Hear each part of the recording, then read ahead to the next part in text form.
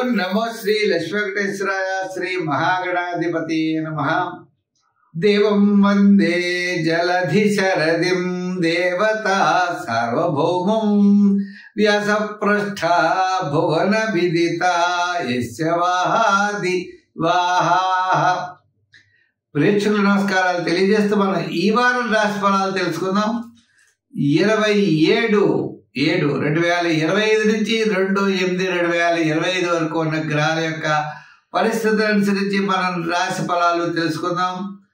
అయితే ముందుగా కర్కాటక రాశిలో రవి బుధులు, మిథున రాశిలో గురుడు శుక్రుడు, మరి మీన రాశిలో శని, కుంభరాశిలో రాహు, సింహ రాశిలో కేతువు, చంద్రుడు మరి మనం ఆలోచించినట్లయితే సింహ, కన్యా, తులా రాశిలో చంద్ర సంచారం, కుజుడు కూడా సింహరాశిలో సంచారం. ఈ విధమైనటువంటి గ్రహాల యొక్క పరిస్థితులను అనుసరించి మనం ఈ వారం రాశి ఫలాలు తెలుసుకుందాం. కర్కాటక రాశి.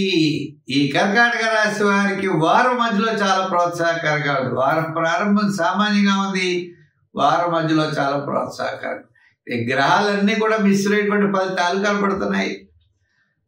స్థిరాస్తి డెవలప్మెంట్స్ కొంతవరకు అనుకూలంగా ఉన్నాయి.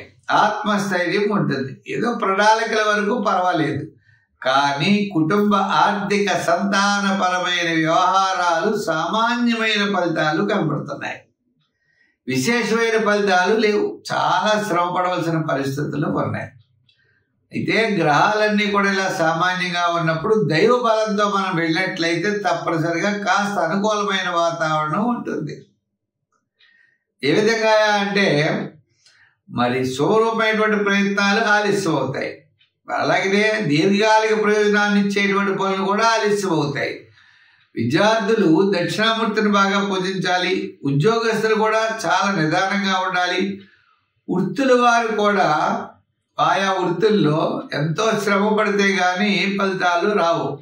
అంటే ఈజీ మనీ అనేది కష్టం అవుతూ ఉంటుంది. అది గుర్తించుకోవాల్సిన విషయం. మనకి తగినటువంటి శ్రమకు తగినటువంటి ఫలితం రావడమే కొద్దిగా కష్టంగా ఉంటుంది.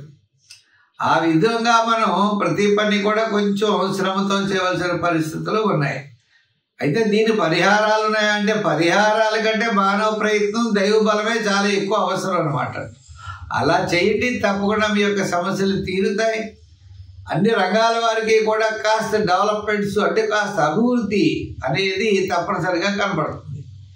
అంటే దైవ బలము, మానవ ప్రయత్నం మాత్రం చాలా గట్టిగా చేయాలి.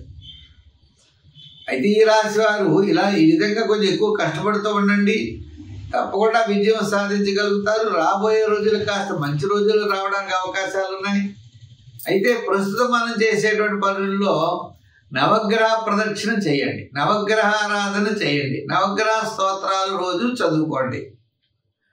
ఇవేమి చదవలేమన్నట్లయితే ఓం నమః శివాయ అనే పంచాక్షరి మంత్రం చదవండి. నవగ్రహాల చుట్టూ తిరుగుతూ పంచాక్షరి మంత్రం కనుక జపించినట్లయితే తప్పకుండా మంచి ఫలితాలు ఉంటాయి. పాజిటివ్ వైబ్రేషన్స్ తప్పనిసరిగా ఉంటాయి. సంఖ్యల్లో 2 రంగుల్లో మరి తెలుపు వాడండి. శివారాధన, నవగ్రహ ప్రదక్షిణ చేయండి, తప్పకుండా విజయం సాధించగలుగుతారు.